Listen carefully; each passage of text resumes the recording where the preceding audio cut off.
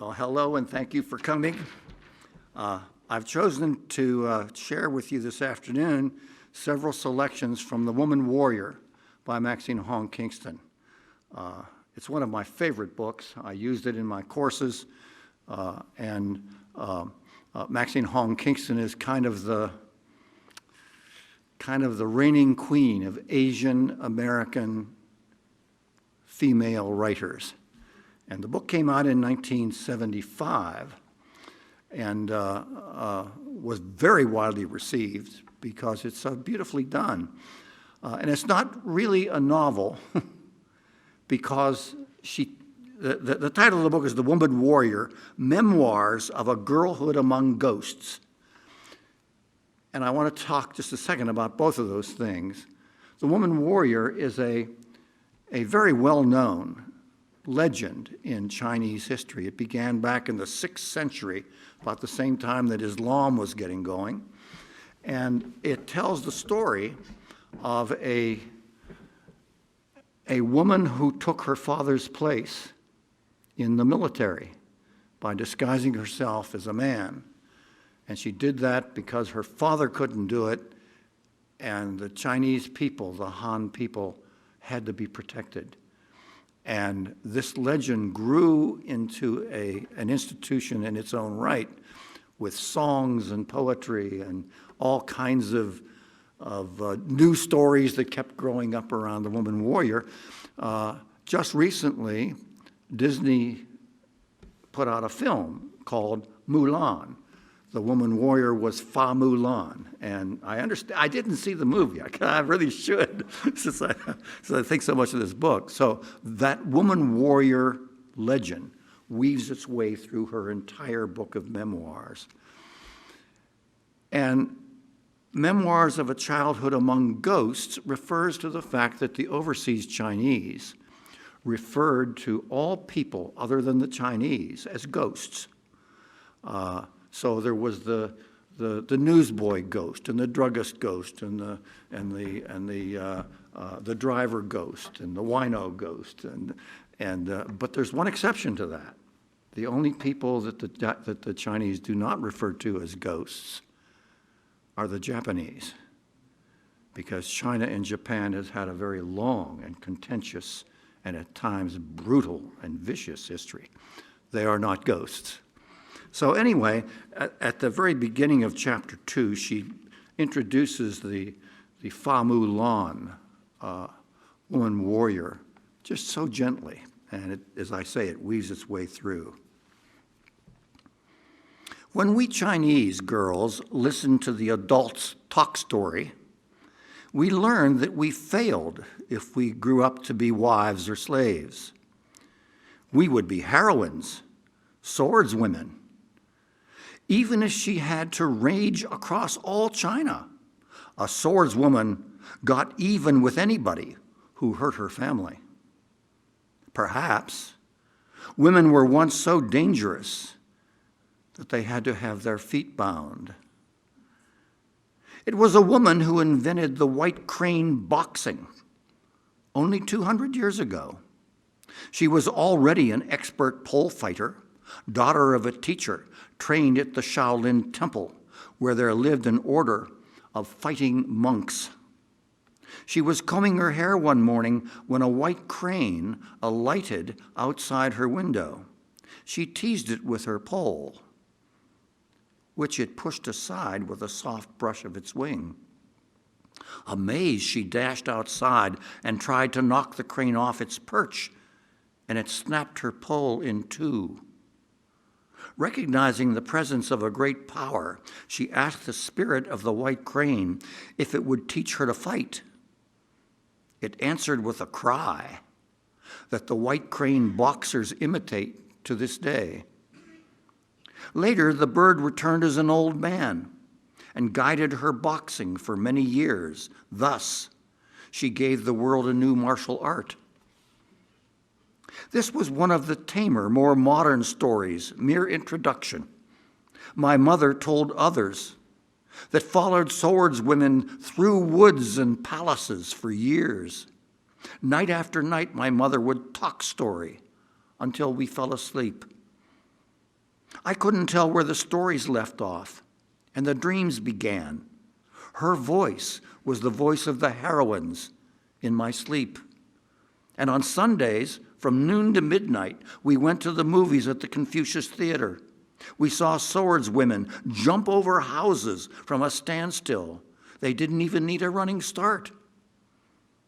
At last I saw that I too had been in the presence of a great power.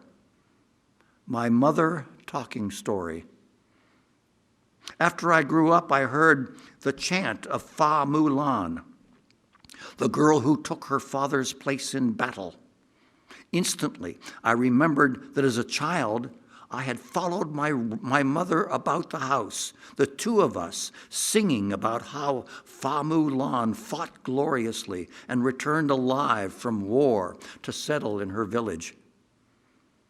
I had forgotten this chant that was once mine, given me by my mother, who may not have known its power to remind. She said that I would grow up a wife and a slave, but she taught me the song of the woman warrior, Fa Mulan. I would have to grow up a warrior woman. Well, the first of the selections that I'm going to share with you has to do with an incident that occurred when she was a young teenager. We were working at the laundry when a delivery boy came from the Rexall drugstore around the corner. He had a pale blue box of pills, but nobody was sick.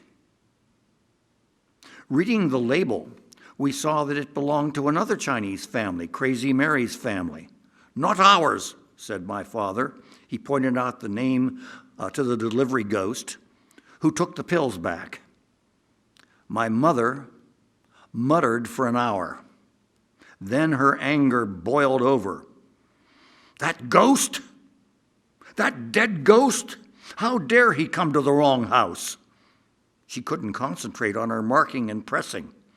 "A mistake? Huh." I was getting angry myself. She fumed. She made her press crash and hiss. "Revenge. We've got to avenge this wrong to our future, to our health, to our lives. Nobody's going to sicken my children and get away with it." We brothers and sisters did not look at one another. She would do something awful, something embarrassing. She had already been hinting that during the next eclipse, we had to slam pot lids together to scare the frog from swallowing the moon. The word in Chinese for eclipse is frog swallowing the moon. When we had not banged lids at the last eclipse and the shadow kept receding anyway, she had said, "The villagers must be banging and clanging very loudly back home in China." On the other side of the world, they aren't having an eclipse, Mama. That's just a shadow of the earth that it makes when it comes between the moon and the sun. You're always believing what those ghost teachers tell you. Look at the size of the jaws. "Aha," she yelled. "You, the biggest." She was pointing at me. "You go to the drugstore." "What do you want me to buy, Mama?" "But nothing. You don't bring 1 cent. Go and make them stop the curse." "I don't want to go, Mama. I don't know how to do that. There are no such things as curses. They'll think I'm crazy. If you don't go, I'm holding you responsible for bringing a plague on this family." "What am I supposed to do when I get there?" I said, sullen. Trapped? Do I say your delivery boy made a wrong delivery? They know he made a wrong delivery. I want you to make them rectify their crime. I felt sick already. She'd make me swing stinky censers around the counter, at the druggist, at the customers, throw dog blood on the druggist. I couldn't stand her plans. "You get reputation candy, reparation candy, she said. You say, you have tainted my house with sick medicine and must remove the curse with sweetness. He'll understand. He didn't do it on purpose, and no, Mom, he won't. They don't understand stuff like that. I won't be able to say it right. He'll call us beggars. You just translate. She searched me to make sure I wasn't hiding any money. I was sneaky and bad enough to buy the candy and come back pretending it was a gift. My mother says, give me some candy, I said to the druggist. Be cute and small. No one hurts the cute and small. What? Speak up. Speak English, he said in his big white druggist coat. Tata says, give me some candy. The druggist leaned way over the counter and frowned. Some free candy, some sample candy. Well, we don't give sample candy, young lady, he said. My mother said you have to give us some candy. She said that's the way the Chinese do it. What? That's the way the Chinese do it. Do what? Do things. I felt the weight and immensity of things impossible to explain to the druggist. Can I give you some money? He asked. We want candy. So he reached into a jar and gave me a handful of lollipops. He gave us candy all year round, year after year. Every time we went to the drugstore, when different druggists and clerks waited on us, they also gave us candy. They had talked us over. They gave us Halloween candy in December and Christmas candy around Valentine's Day, candy hearts at Easter, and Easter eggs at Halloween. See, said our mother, they understand. You kids just aren't very brave. But I knew they did not understand. They thought we were beggars without a home who lived in the back of the laundry. They felt sorry for us. I did not eat their candy. I did not go inside the drugstore or walk past it unless my parents forced me to. Whenever we had a prescription filled, the druggist put candy in a medicine bag. This is what Chinese druggists normally do, except they give raisins. My mother thought she had taught the druggist ghosts a lesson in good manners, which in Chinese is the same word as traditions. And now I'm going to comment on your having Chinese food as a preparation for coming to hear this.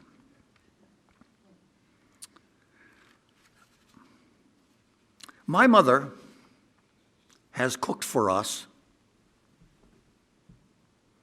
raccoons, skunks, hawks,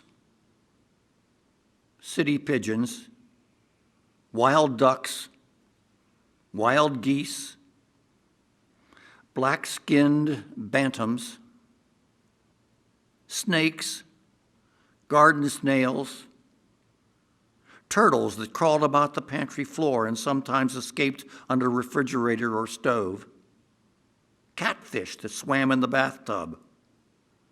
The emperors used to eat the peaked hump of purple dromedaries, she would say. They used chopsticks made from rhinoceros horn, and they ate ducks' tongues and monkeys' lips. She boiled the weeds that we pulled up in the yard. There was a tender plant with flowers like white stars hiding under the leaves, which were like flower petals, but green. I've not been able to find it since growing up. It had no taste. When I was as tall as the washing machine, I love that imagery. When I was tall as the washing machine, I stepped out on the back porch one night, and some heavy, ruffling, windy, clawed thing dived at me.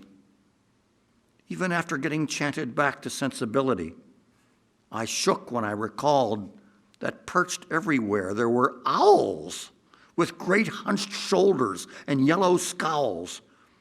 They were a surprise for my mother from my father. We children used to hide under the beds with our fingers in our ears to shut out the bird screams and the thud, thud of the turtles swimming in the boiling water, their shells hitting the side of the pot. Once the third aunt who worked at the laundry ran out and bought us bags of candy to hold over our noses because my mother was dismembering a skunk on the chopping block. I could smell the rubbery odor through the candy. In a glass jar on a shelf, my mother kept a big brown hand with pointed claws stewing in alcohol and herbs. She must have brought it from China because I do not remember a time when I did not have the hand to look at. She said it was a bear's claw, and for many years I thought bears were hairless. My mother used the tobacco, leeks, and grasses swimming about the hand to rub on our sprains and bruises. Just as I would climb up to the shelf to take one look after another at the hand, I would hear my mother's monkey story. I'd take my fingers out of my ears and let her monkey words enter my brain. I did not always listen voluntarily, though. She would begin telling the story, perhaps repeating it to a homesick villager, and I'd overhear before I had a chance to protect myself. Then the monkey words would unsettle me. A curtain flapped loose inside my brain. I've wanted to say, "Stop it, stop it." But not once did I say, "Stop it." Do you know what people in China eat when they have the money?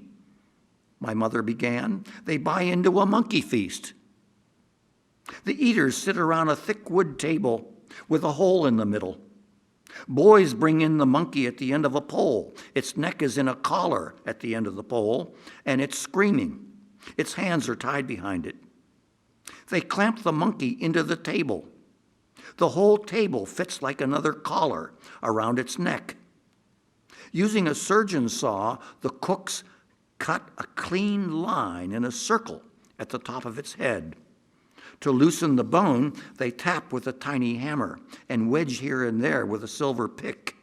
Then an old woman reaches out her hand to the monkey's face and up to its scalp, where she tufts some of the hairs and lifts off the lid of the skull. The eaters spoon out the brains. Did she say you should have seen the faces the monkey made? Did she say the people laugh at the monkey screaming? It was alive?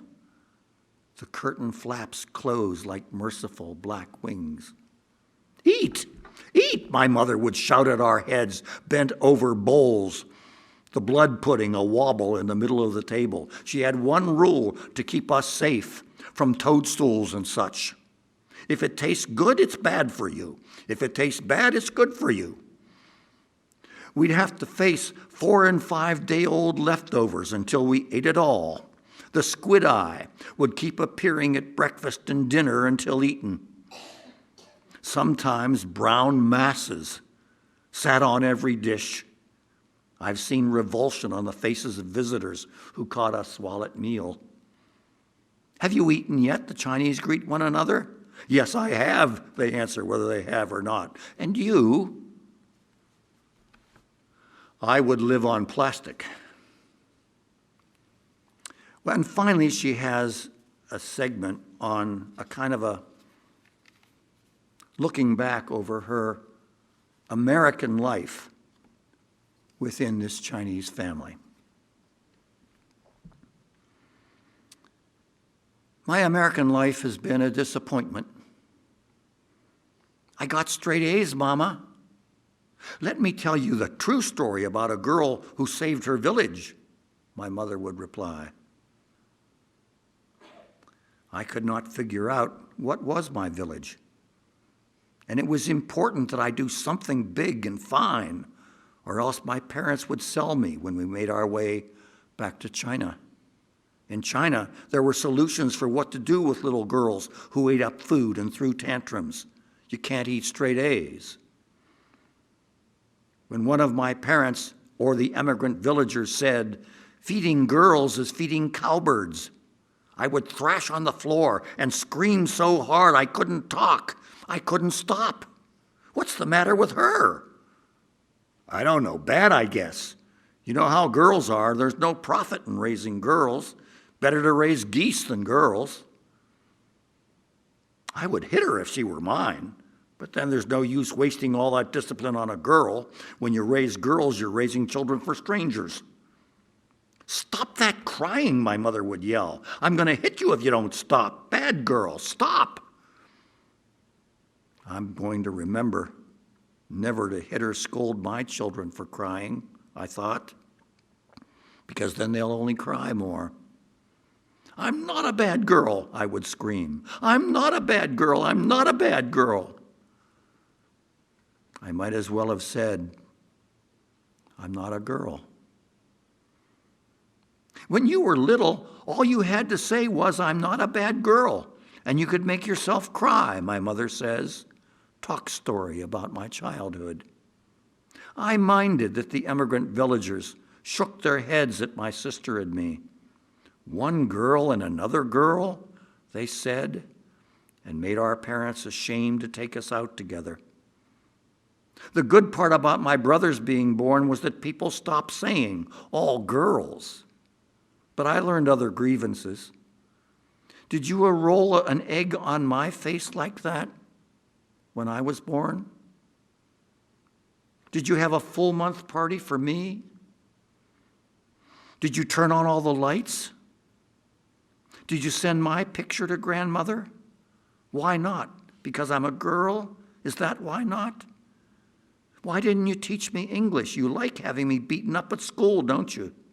She's very mean, isn't she? The immigrant villagers would say. Come, children, hurry, hurry. Who wants to go out with great uncle?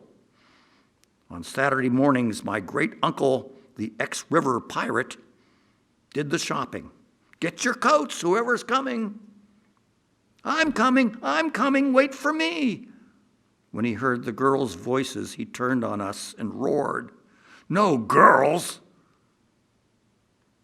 and left my sisters and me hanging our coats back up, not looking at one another. The boys came back with candy and new toys. And when they walked through Chinatown, the people must have said, a boy and another boy and another boy. At my great-uncle's funeral, I secretly tested, feeling glad that he was dead, the 6-foot bearish masculinity of him.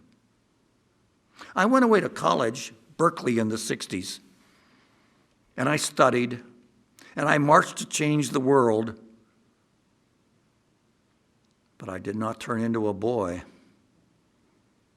I would have liked to bring myself back as a boy for my parents to welcome with chickens and pigs, but that was for my brother, who returned alive from Vietnam. If I went to Vietnam, I would not come back. Females desert families. It was said there is an outward tendency in females, which meant that I was getting straight A's for the good of my future husband's family, not my own. I did not plan ever to have a husband. I would show my mother and father and the nosy emigrant villagers that girls do not have an outward tendency. I stopped getting straight A's. And all the time, I was having to turn myself American feminine, or else no dates. There's a Chinese word for the female I, which is slave. Break the women with their own tongues. I refused to cook. When I had to wash dishes, I would crack one or two. Bad girl, my mother would yell. And sometimes that made me gloat rather than cry. Isn't a bad girl almost a boy? What do you want to be when you grow up, little girl? A lumberjack in Oregon. Even now, unless I'm happy, I burn the food when I cook. I do not feed people. I let dirty dishes rot. I eat at other people's tables, but I won't invite them to mine where the dishes are rotting. If I could not eat, perhaps I could make myself a warrior like the swordswoman who drives me. I must rise and plow the fields as soon as the babies come out. Once I get outside the house, what bird might call on me? On what horse could I ride away? Marriage and childhood strengthen the swordswoman, who is not a maid, like Joan of Arc. Do the woman's work, do more work, which will become ours too. No husband of mine will ever have to say, I could have been a drummer, but I had to think about the wife and kids, you know how it is. Nobody supports me at the expense of his own adventure. But then I get bitter. No one supports me. I'm not loved enough to be supported. That I am not a burden has to compensate for the sad envy when I look at women loved enough to be supported. Even now, China wraps double binds around my feet.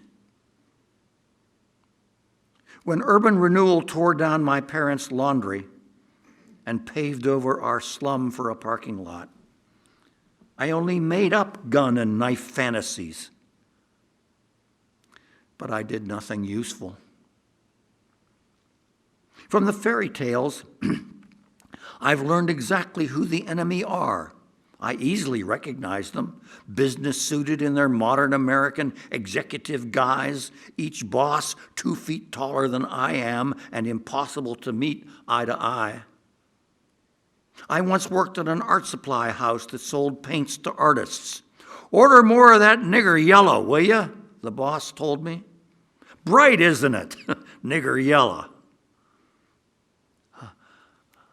I don't like that word, I had to say in my bad, small person's voice that makes no impact. The boss never even deigned to answer. I also worked at a land developers association. The building industry was planning a banquet for contractors and real estate dealers and real estate editors. Did you know the restaurant you chose for the banquet is being picketed by CORE and the NAACP? I squeaked. Of course I know, the boss laughed. That's why I chose it. I refused to type these invitations, I whispered, voice unreliable.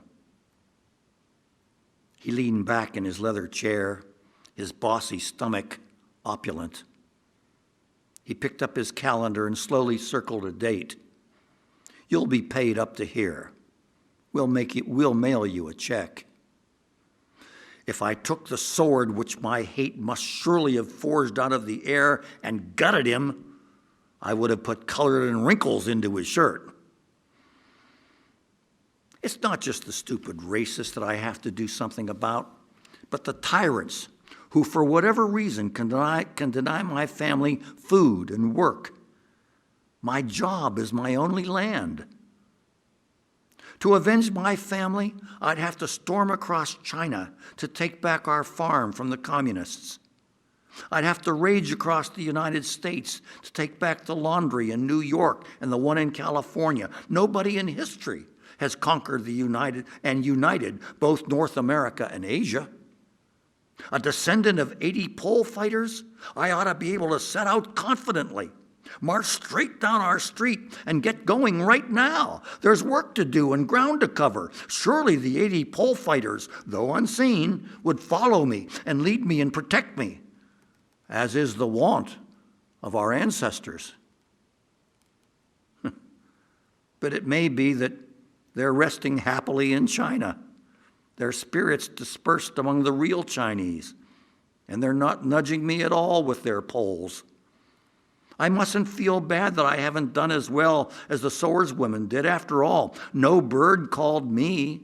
No wise old people tutored me. I have no magic beads and no water-gourd sight and no rabbit that will jump into a fire when I'm hungry. And I dislike armies. I've looked for the bird. I've seen clouds make pointed angel wings that stream past the sunset, but they shred into clouds. Once at a beach after a long hike, I saw a seagull, tiny as an insect.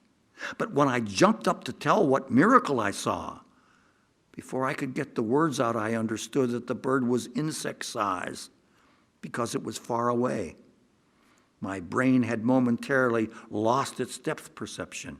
I was that eager to find the unusual bird. The news from China has been confusing. It also has something to do with birds. I was 9 years old when letters began to make my parents, who are rocks, cry.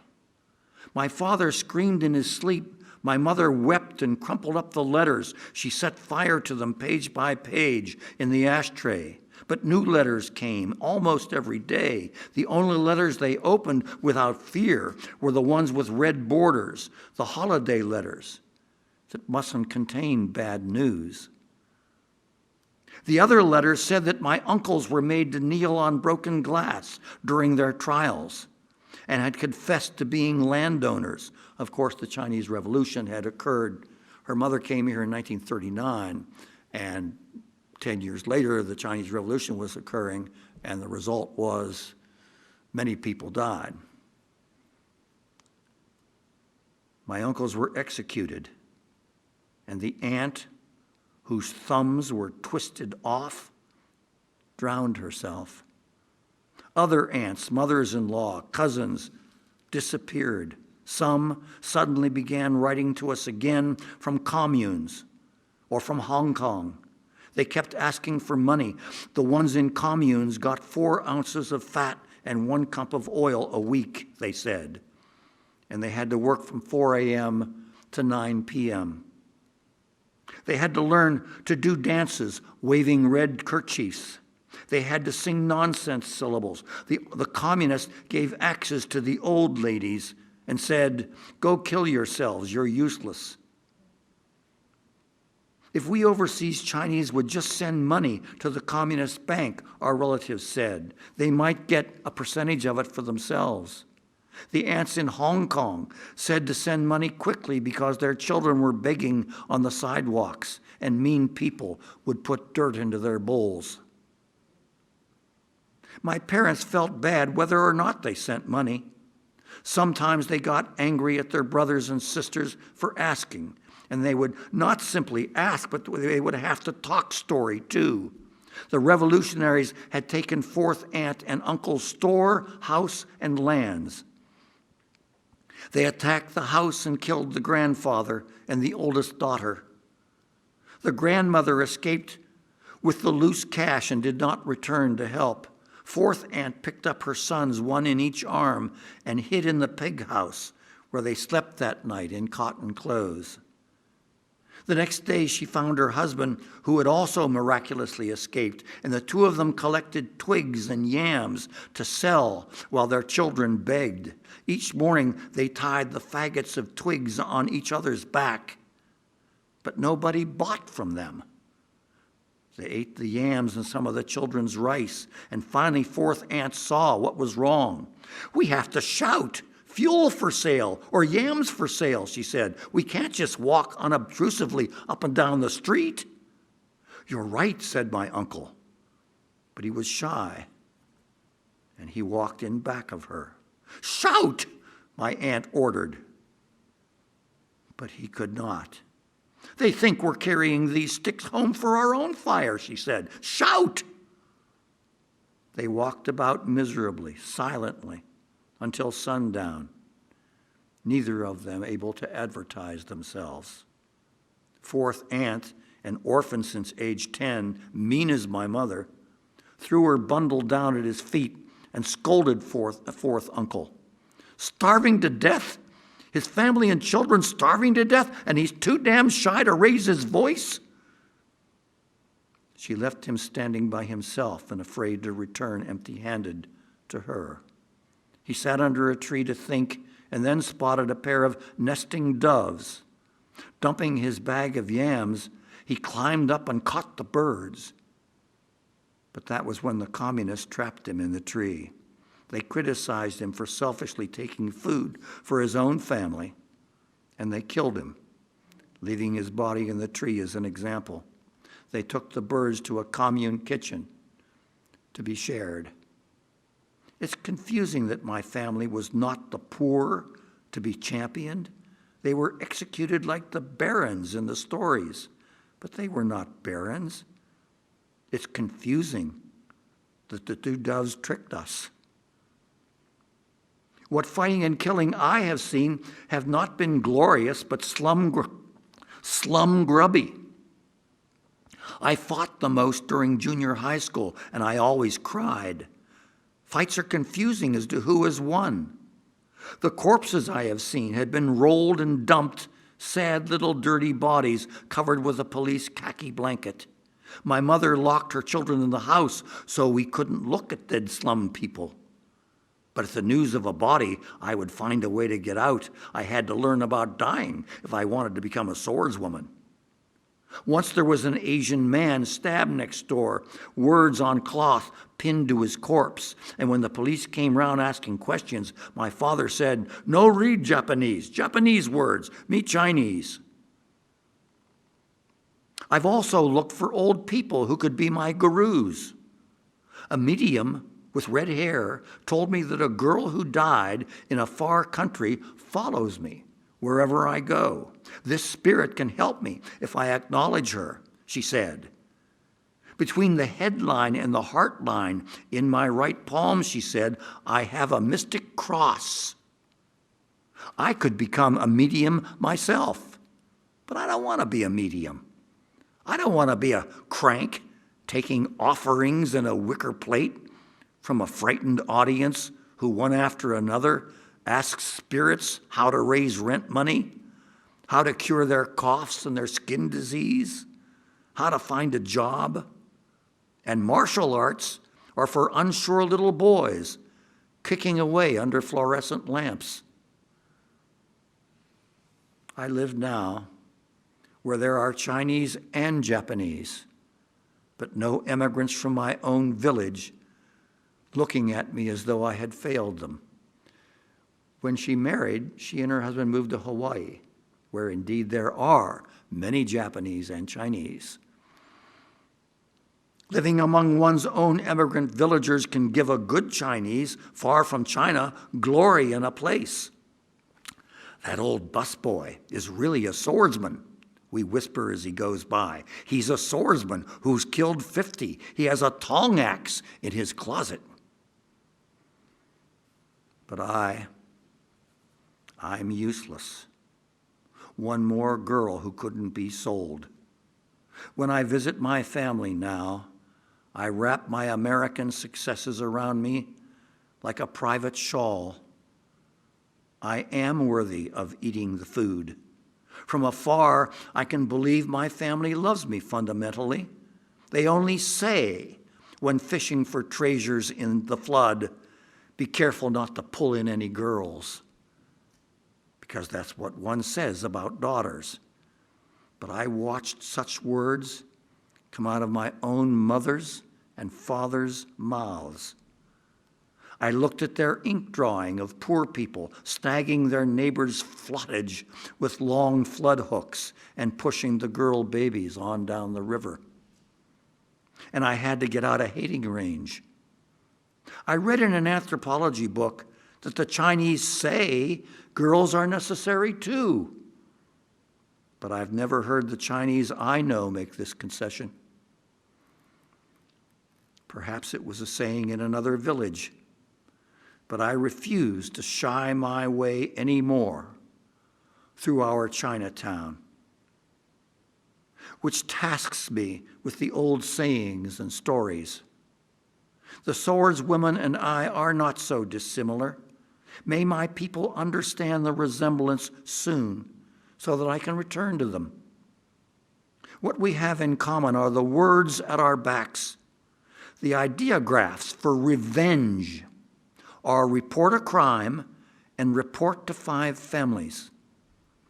The reporting is the vengeance, not the beheading, not the gutting, but the words, and I have so many words, chink words and gook words too, that they do not fit on my skin. Okay.